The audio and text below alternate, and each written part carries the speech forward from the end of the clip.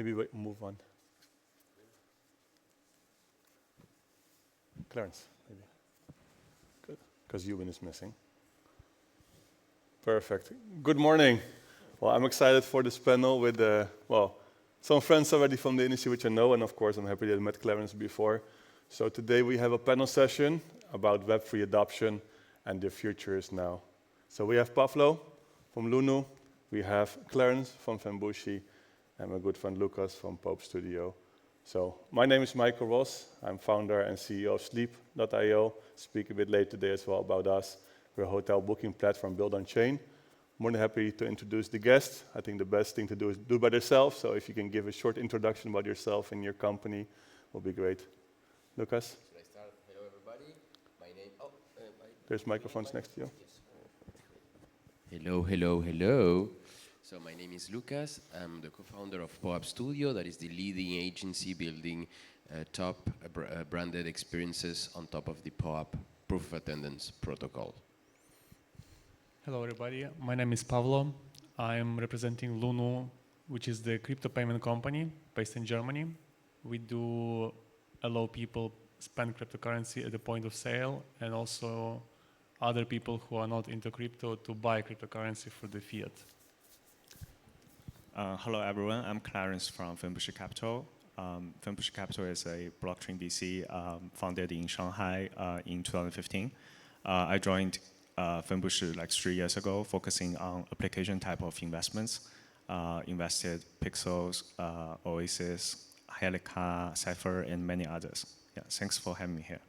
Perfect. Well, thanks for the introduction. And of course, we're all here because we love Web3. I think sometimes we also hate it, but I think the majority of the time we love it. So it will be nice to know from all of you what excites you most about Web3. Let's start with Lucas. So I'm somehow of a purist that I do not engage nor enjoy that much the financialization of everything. But it's true that what excites me the most is about this idea that we get to own our stuff, our identities, our assets, and that's pretty interesting to have this form of digital value that can be programmed, played, built up on top of, and that's what excites me most. Then I think it's going to be a long time since we see massive mainstream applications, but the core is there. I think it makes sense compared to what we have right now, that is basically the Web2 social media world, where everyone works for big companies that take the value out of it. And so this blockchain thing on its many on these many dimensions, it's what excites me most. So owning your digital life. I can add to that is that something that I mostly like is the variety of what we see, how the blockchain and decentralization can be realized, like how it can be done. I mean, we see the different directions and again, varieties of the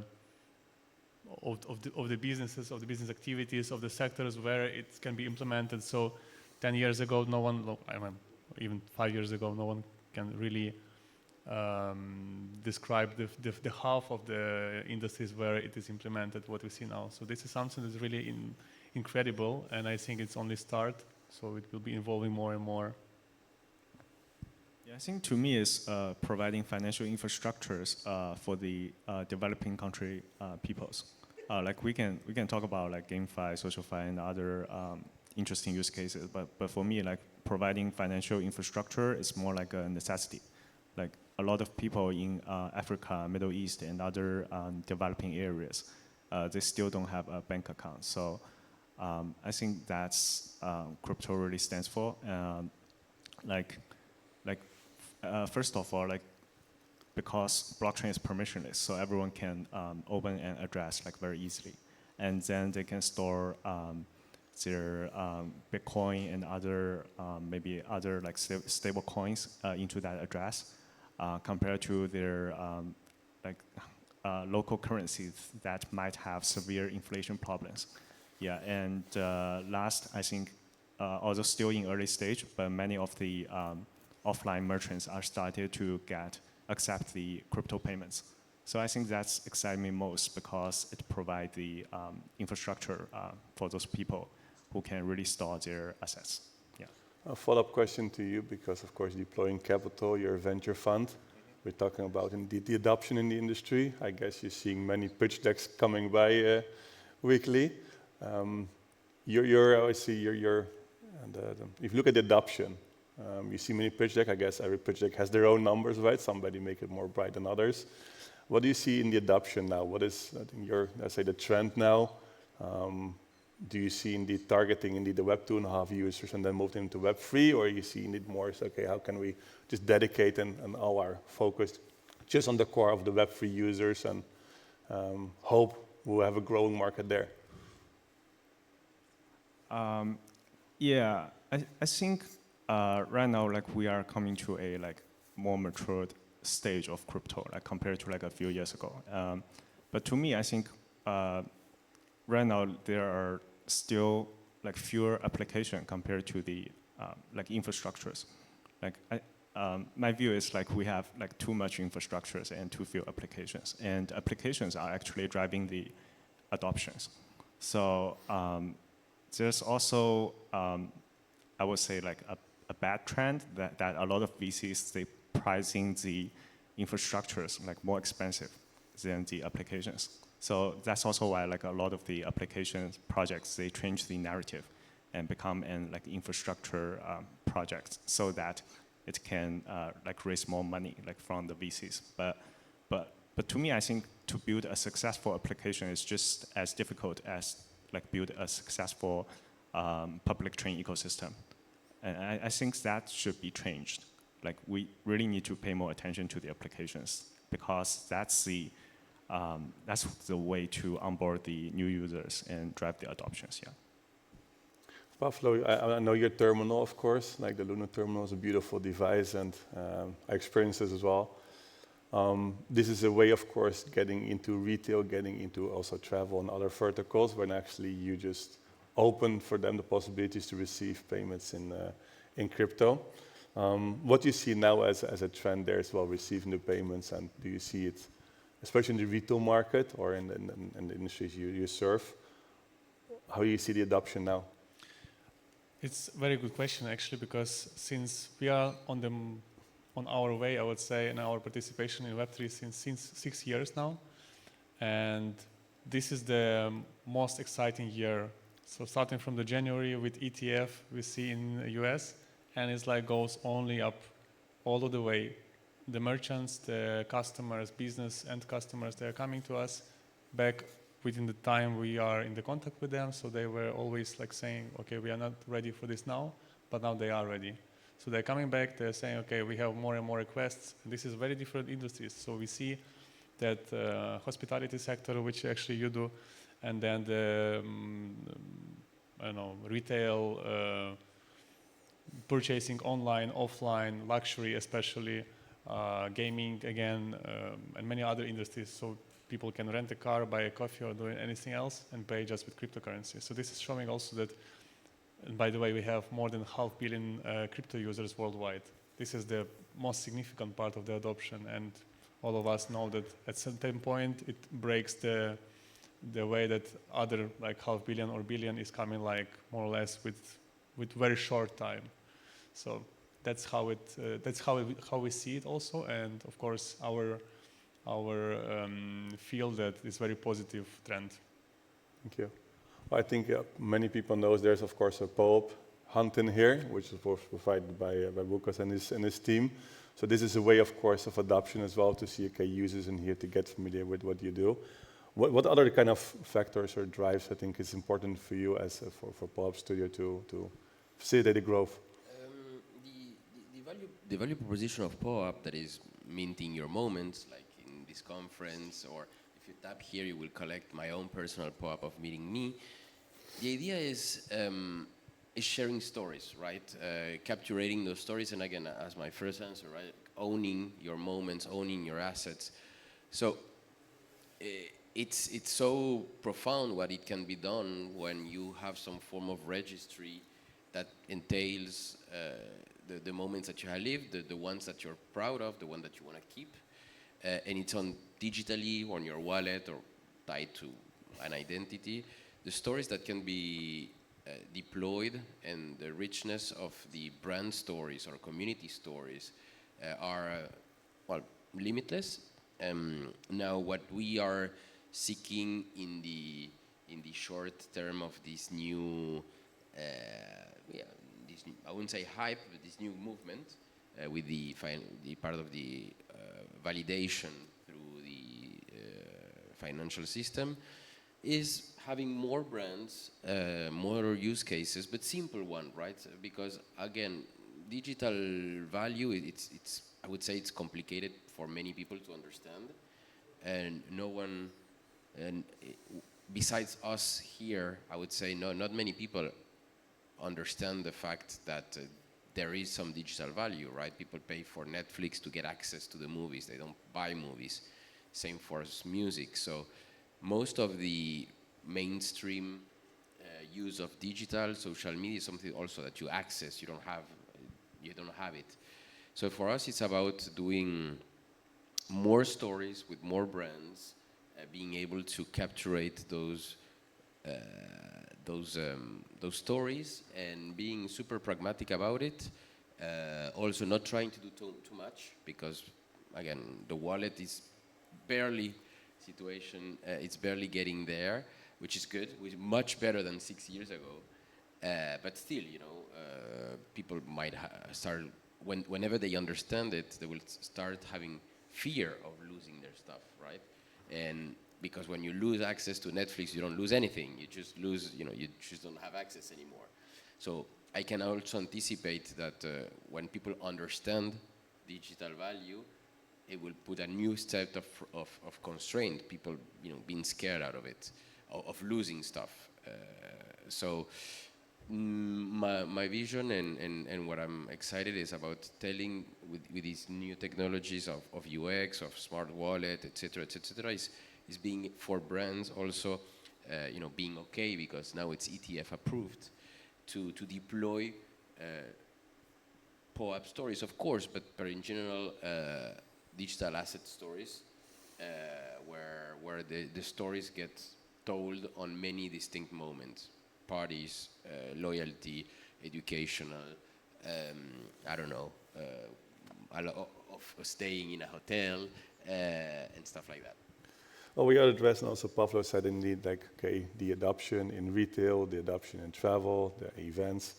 Clarence, what do you see indeed as, I would say, Web3 impacting those industries, right? You see, of course, we know the clear user case with NFTs and monkey pictures, but if you're looking at, for example, really looking at other industries, traditional industries like retail or travel, how do you see this developing into Web3? Yeah, I think we have seen a lot of interesting cases, like how Web3 impacting the retail. For example, recently I just received my shoes from RTFKT. I pre-ordered those shoes last year. But these are also nice, by the way, the ones you're wearing now. Thanks. And there's one interesting part is the shoes, one part of the shoes is actually produced based on the NFT you own. So it kind of adds the composability to the shoes. And also we've seen how Pudgy Penguins, they use the licensing.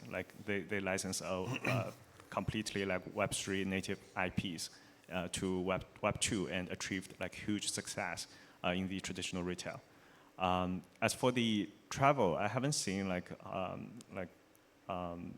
how it impact the Web3 impact travel, but I think maybe there's an interesting approach that the flying miles or the membership points can be stored on train and become tradable.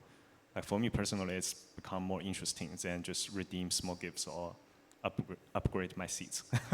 Yeah.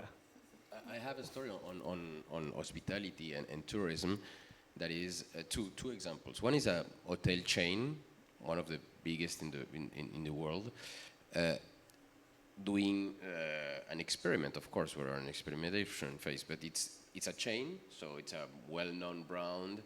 that has many distinct hotels in the city. And the idea that for them was to put up a POAP, a proof of attendance, on each one of the distinct lobbies, but with a art situation where you would call, I mean, on that specific hotel, you would get a art form of something very tied to the neighborhood. So this is also an idea that besides points, and the traditional loyalty rewards program, you pay and you get points. There's also the idea that these hospitality places could be, event places where you get a moment that you want to keep for you. That's one.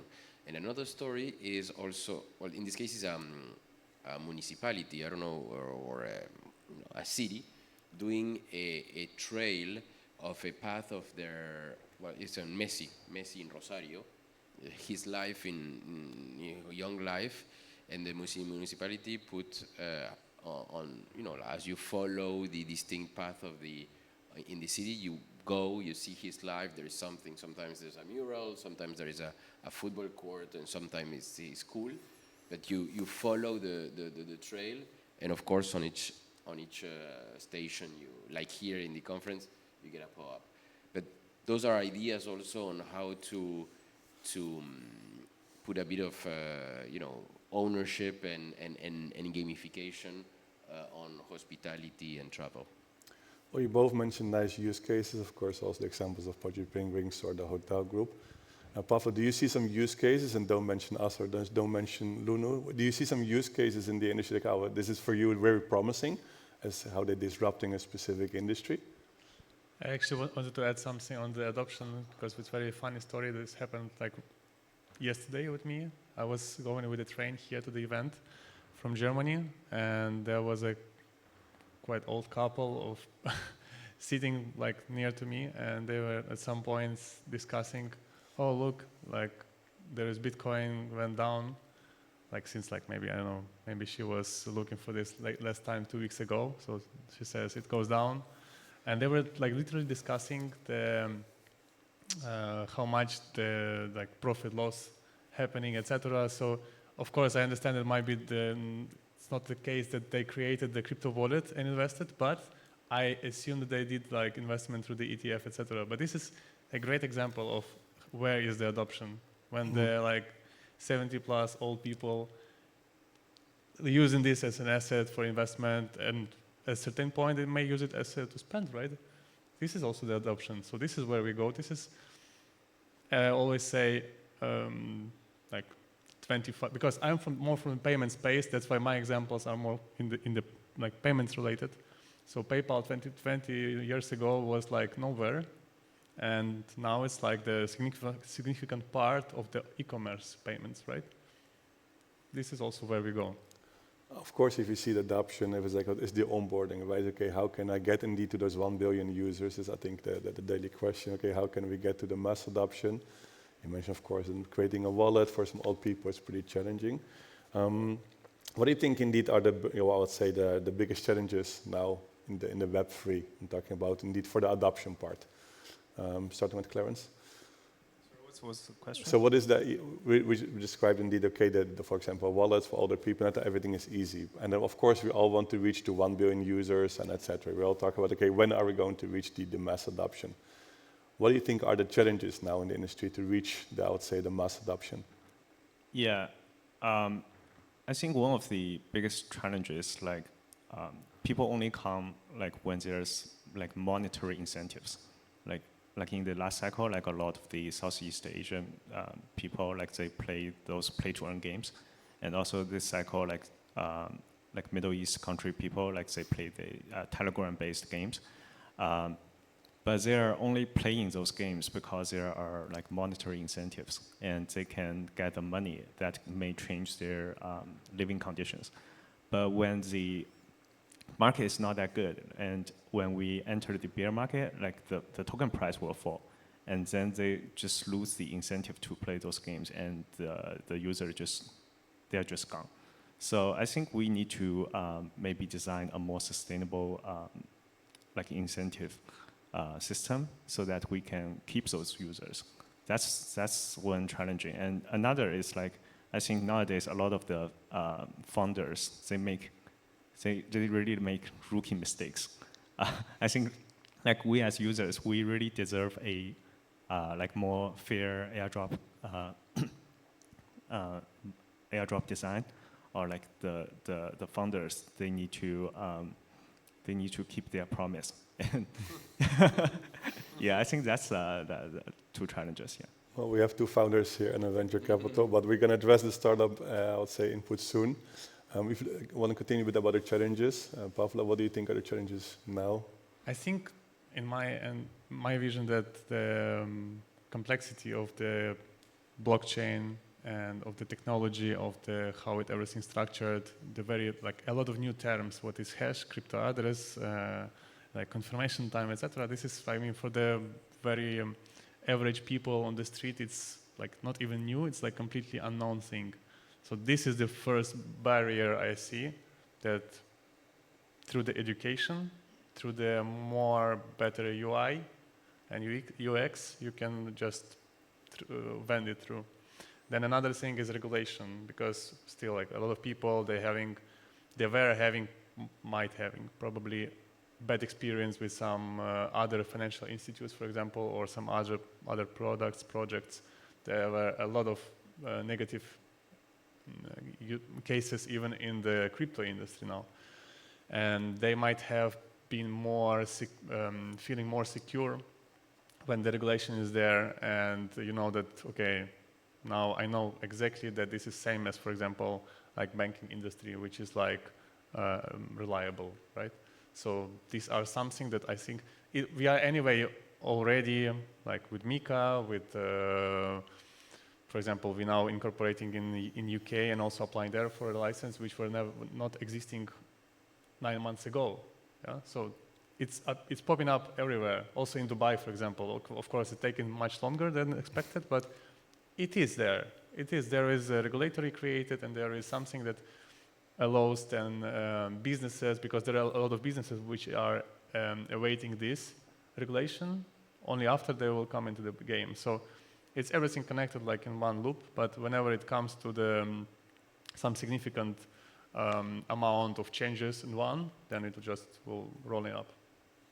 Yeah, I do agree with that, and to me, yet the UX is it's a big problem. The good news is that we are seeing concrete steps forward that make sense, like the smart contract wallet and the seed phrase that get into your pass keys, your face, your phone. So a lot of the terms that you just said, right, and also the finalization and transaction, all of that, it's also been worked on a better way with the L2s. So it's up to now, I think, mid-2024, that we have a possibility to go to the new dimension of this. That is, people not having to understand what is gas fees, because at least The word gas fee falls directly, so I think. But some of them will be sponsorized at first. There will be no seed phrase to be understood, not copy on a piece of paper that would never make sense to anyone outside of this hotel. And also the fact that there is now a bit of social, the social part on the Farcaster protocol. So I'm bullish, to be honest, and on the fact that there is a couple of infrastructure is getting somewhere, which is good. It was not the case 1 year ago. UX is getting somewhere, which was not the case 12 months ago. So, as you said, I think we're finally ready to deploy creative, simple applications for people outside of this meeting, of this room, and the promise can hold the candle, which is something. I mean, I'm in the ecosystem since many years, and that's why also I work and love what I do at POAP, because I believe that what we do is somehow a good proposition in terms of UX and value proposition and simplicity, etc., etc. But finally, I can see that the infrastructure of UX layer 2s allows for many creative people to build something that hopefully will be meaningful to another bunch of it. So UX, but finally we're getting something that makes sense. Thank you. Well, you can see there, I would say, 3 startup founders, of course, including myself and here on the stage. I think startups are, I think, very important, of course, for the growth of Web3, because if there's no new companies launch, new ideas or use case, of course, it will be difficult to see the adoption there. Clarence, how important do you think is, I would say, the developers or indeed the startup culture in the growth of Web3? Yeah, I think they're definitely very important. Like they're the builders. Like they're looking for solutions that are like maybe 10 times better than the current solutions. So, and we as VC, we are here to support them to do the experimental testing. I can add to that. Sorry, the question again. Yeah, I mentioned indeed that startups, of course, where you startup founder as well. Like you went to it's a lot of fun, but also, of course, always challenges as a startup. How important is it indeed for the Web3 space that how important are startups, are developers, are builders in the industry? Yeah, indeed. Actually, I think it works as following. So first we have early adopters. Then from these adopters, we see developers and startuppers, right, founders, because only those people understand this, and they try to breach this to the other people who don't understand it at this time. So exactly these two, maybe some even more, players are the most important in this adoption, because without them, of course, it's very hard to educate, etc. It's like kind of native evolvement of the something new, like anything new. I think as well, of course, it's like Web3 is your culture, right? You can see it's not easy for corporates indeed to move into Web3. Well, you gave an example of a hotel group, but when I'm speaking to hotel groups, majority doesn't understand anything to do what is the benefits of blockchain or indeed building loyalty programs, for example, on chain. They're not busy with it. And when you're talking to the big providers of reviews, like the TripAdvisor as well, they deleted 3 million reviews because they're fake, but they never thought, okay, maybe if we do some different way of verification, if in the middle, like, for example, using a POAP or other way of attendance, then those won't be fake because it's impossible. So if you're looking at Web 2, just address quickly Web 2, not too much about the I would say, legacy, but which company, in your opinion, like could be perfect to move into Web 3, which is now a typical Web 2 company? So like, look, they're really successful in Web 2, and you might see that some companies might lose their footprint or their difficulties with startups like you. They're taking a market share, they want to innovate in payments or a different way. Which, I would say, Web 2 company, we think, okay, they'll be perfectly looking at the, I would say, the market if they're moving into Web 3 and how? I know it's a deep question, but... It's a complicated question, yes, indeed. I mean, besides experimentation, that I think that's not part of the answer, right? Companies do experiment and they want to know what is going on and they need to understand a bit, you know, on a small scale in order to have some form of muscles whenever this is something for the majority of people. But pinpointing what you said, your question is, I don't expect commerce to come soon, because for commerce to come, you need the money. And again, as we said before, the UX, to me, or in my interpretation, the having money for digital money for the vast majority of people, will need time. So I guess my answer would be around social, because on social people are used to put content and somehow get value out of it, being on likes, on followers, etc. So I could imagine that and Meta or Facebook experimented with the Web3. At some moment, I could post my NFTs on Instagram. It's not anymore, but it happened at some moment. And What do you think is the reason, for example? Like Twitter had it, you could have your NFT indeed as a profile picture. They deleted, unfortunately, so the hexagon PFPs are gone there. What do you think is the reason they didn't want to I develop think, further? like everything, it's timing, and there's no one way forward precisely how to do it. It works with 1-0, right? They experimented, they went further away, they went even public, and then because of the bear market and a lot of said things that we said just now, right? The UX is not ready, the population and the volume of people is not ready yet. So I would assume that it makes sense on that level to say, okay, let's put a break, let's slow down, because at the end of the day, somehow we're still yet the same community, not being able to grow that much. Again, I'm bullish on the next phase.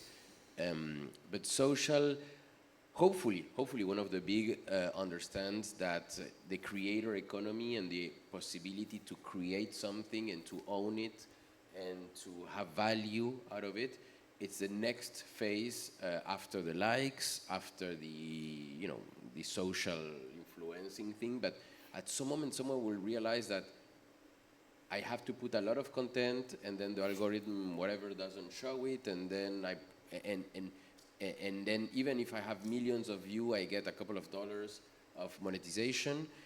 And at some moment, I would assume that would make sense that those creators would say, okay, that maybe there is another way, or if I have to spend that much energy to gain $1,000 on YouTube, maybe what I should do is do something else on Farcaster or Lens or whatever, but where I get to own my stuff, I get to promote, and the value is direct.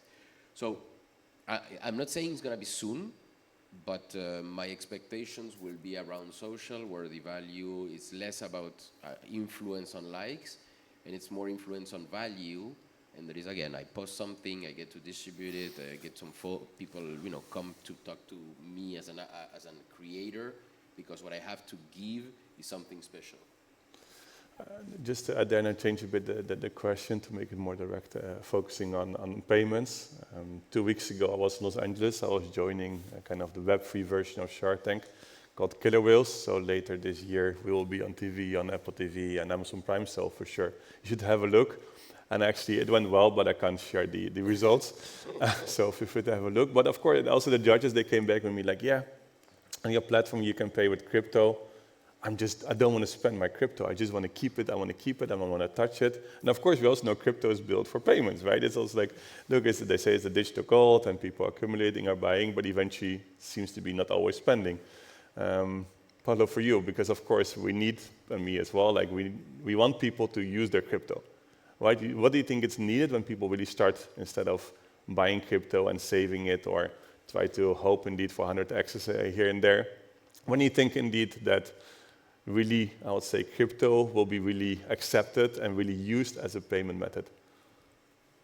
It will, at any case, happen, because crypto is the asset, and every asset at a certain point is for this cost to spend it, right? Because whenever it gains the value, enough value to be used, for example, if I'm putting like 1,000 and I'm expecting I put some target on that, whether or not it reaches the target, maybe even not, even then I can also use this asset.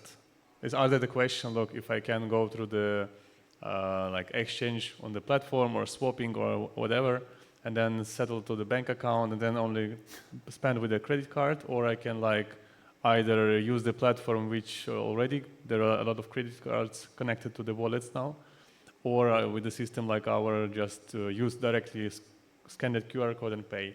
So it's not something that you need to convince someone or try to. It's just whenever the infrastructure around, whenever you come to your Starbucks shop or somewhere else, and there is stickers, we accept crypto, and you're like, yeah, now I don't know, I don't have cash, but like I just have crypto wallet or Binance app.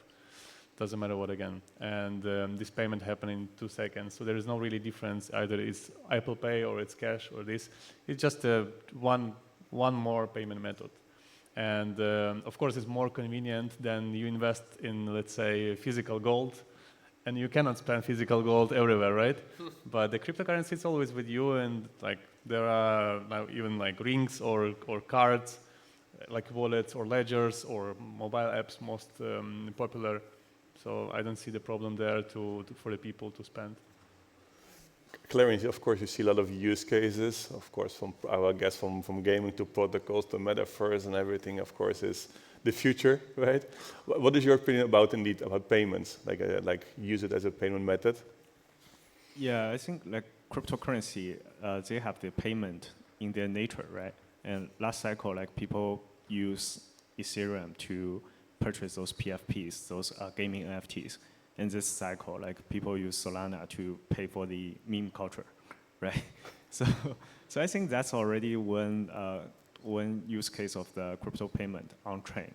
But I think like in the future, there will be more and more use cases for the crypto to pay in offline, like to pay in real goods. Because as I mentioned, like a lot of developing country peoples, like they have the fiat inflation problems. But crypto, like, is better, especially those stable coins, like it's better than their like fiat currencies. There will be like more adoptions for them to use it for the offline merchants. Yeah, I think you have a good point about the stable coins there. I don't know what is most used in LUNU, but I see as well that stable coins, of course, are very important for the adoption. Like in our case, we don't see almost never people paying in Bitcoin, right? And even though Bitcoin was, of course, kind of invented as well as a digital currency, nobody is using, what I see on our platform at least, using Bitcoin, but they're using indeed or stables or indeed maybe sometimes some more exotic coins, as we support in quite a large number, but not indeed Bitcoin. What do you think about the milestones? So looking at now, say now 1-2 years from now, where do you think we are in 2 years? So imagine Joseph decided to organize NFT Fest again. We're sitting again with the same panel. We're looking back and say, okay, where do you think we are as a market, and which milestone do you think we reached in 2 years? Do we reach the 1 billion users, and what other kind of milestones do you see? Starting with Lucas. Hopefully, it's yes, it's a lot of new faces, a lot of new users. Again, these identity and wallets, etc., is getting easier. So hopefully 2 years from now, a cool application will come and people will want to download, or not even download. I think you can create a smart contract wallet without downloading any app now on the web with your Face ID. So you think Apple will have an embedded wallet in the iPhone? No, I don't think Not so. yet? I don't think so, but to be honest, it's not really mandatory. I mean, web and your Face ID works, and so I guess we don't have to wait for Apple. But so in 2 years, hopefully there is a cool creator application where people get to understand that they own their fans or their heroes. Creations, and this room will be filled with young people from 15 years old collecting cards or whatever from some YouTuber that continues doing a lot of YouTube, but they also understand that on other part they can monetize or they can be a creator on other types of creation, and yeah, that would be my expectation, and that's why we at POAP, we work to make it simple, the value proposition of owning moments. Again, and I invite you, everyone here, to do the POAP hunt and to see how easy it is. But yeah, it's about creation and people willing to collect those stuff. I just want to add directly one more add-on question for Pavlo. When do you think 10% of the payments will be done by crypto? Because I guess I hope you do some research. Yeah, I just do the mathematics there. So I'll simply show you the example. If we grow from the November last year to this time from like around 300 million crypto holders worldwide, and now we are more than 600, so it's like double in less than a year. Then answer your question, within 2 years, there will be like at least X2 or X3 in terms of crypto holders worldwide. So this is where we got also adoption, more adoption everywhere, and payments as well. Yeah. Okay. And Clarence, so how do you see I would say, the market and the next milestone, I would say, in 2 years from now? Yeah, to me, it's also about new users. Like, we have great infrastructure, we have great technology, but we simply don't have enough users. Yeah, so the users can be retail or enterprise. For the retail part, I think we will see more use cases for the crypto to, like in many areas, including like gaming, social, gambling, art, like all the 2C business. For the enterprise, there will be more adoption in supply chain, data security. Yeah, I think user is really the most important thing, because at the end of the day, our mission here is to let like more people to adopt the blockchain. It's not to create a bunch of like infrastructures. We really need users. Yeah. Perfect. Well, I want to thank you all. Unfortunately, I see that we have only 10 seconds left, so I have to end in here. Of course, I hope that everybody will do the POAP hunt, so for sure follow it. Of course, if you want to spend your crypto, if you see a terminal of LUNU, of course, make sure you're paying for it. And of course, I hope we both going to be super successful. And then probably Clarence is going to contact you to invest his capital in your company. So let's see. But thanks for joining, and I wish you a great day today at NFT Fest. Thank you for having us, and Thank you for have a good day. inviting me. Thank you.